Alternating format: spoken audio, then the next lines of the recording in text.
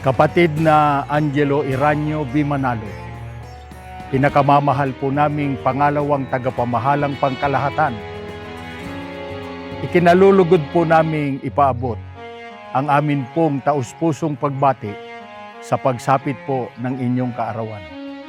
Tunay po na kayo ang kamalasakit at kadamdamin ng namamahala sa pag-aalaga at pagpapatibay sa mga kapatid. Maging ang lahat po ng mga may tungkulin ay damang-dama ang inyo pong paggabay, pagmamalasakit at pagmamahal.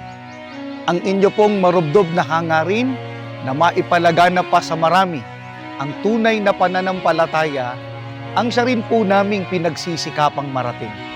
Sa mga kilusan at mga aktibidad, kayo po ay walang sawang nagtuturo at gumagabay upang ang mga ito ay lalo pang maitaas ang uri.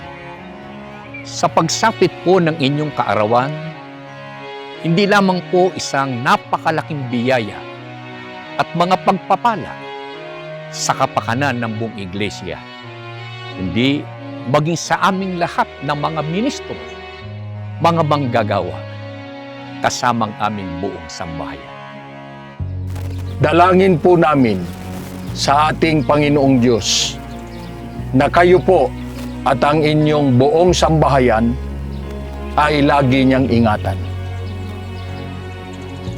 Nagpapasalamat din po kami ng maraming sa inyo po sa patuloy po ninyong pagiging malakas na katuwang ng ating tagapamahalang pangkalahatan, ang kapatid na Eduardo B. Manalo, sa patuloy na pagmamahal, pagmamalasakit at pangangalaga sa buong iglesia.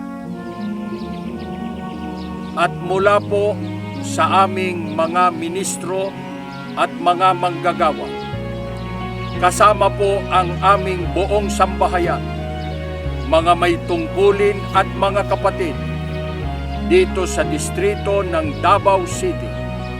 Kami po ay buong puso at buong kagalakan na bumabati sa inyo pong kaarawan. Maligayang kaarawan po, kapatid na Angelo Iranio B. Manalo. Mahal na mahal po namin kayo